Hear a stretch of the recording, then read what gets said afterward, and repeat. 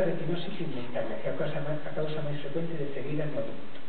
E pode estar producida por cambios, simplemente un cambio dunha letra en moitísimas partes do xenoma. É a seguinte diapositiva. É a morte súbita de orixe cardíaco.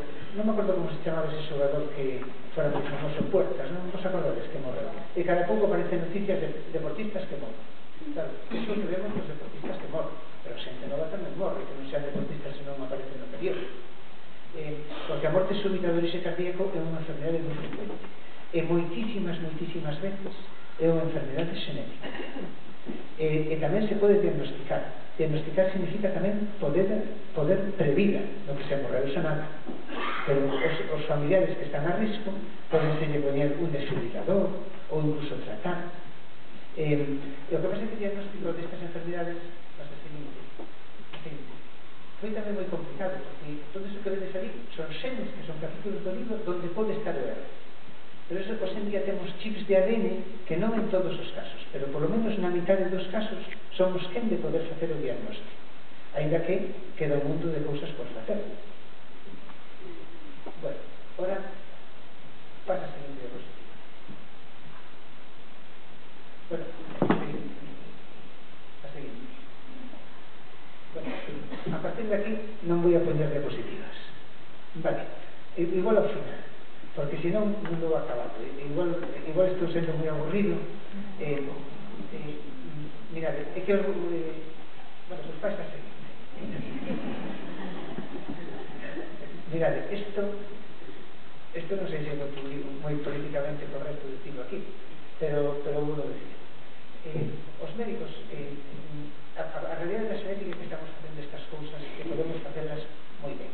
Podemos diagnosticar prácticamente todas as enfermedades que se heredan, que era unha cousa que non podíamos facer nada fai 15 anos.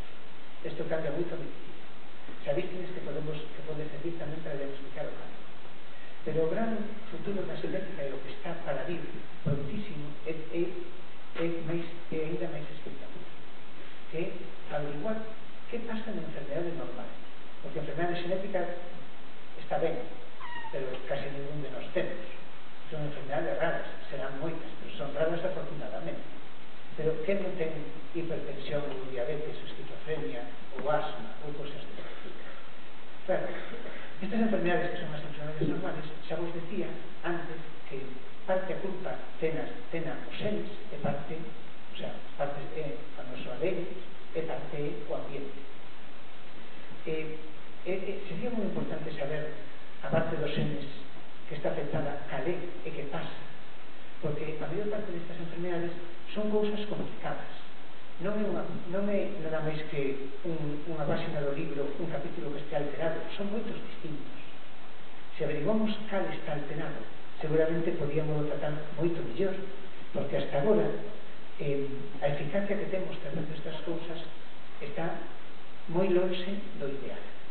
Algúnas cousas podemos tratar moi ben, con bastante eficacia. Por exemplo, os analgésicos funcionan bastante ben, os antidepresivos funcionan bastante ben, os quimioterápicos que damos para o cancro non funcionan tan ben e teñen moitos efectos secundarios. Ainda temos moita marxe de mellora.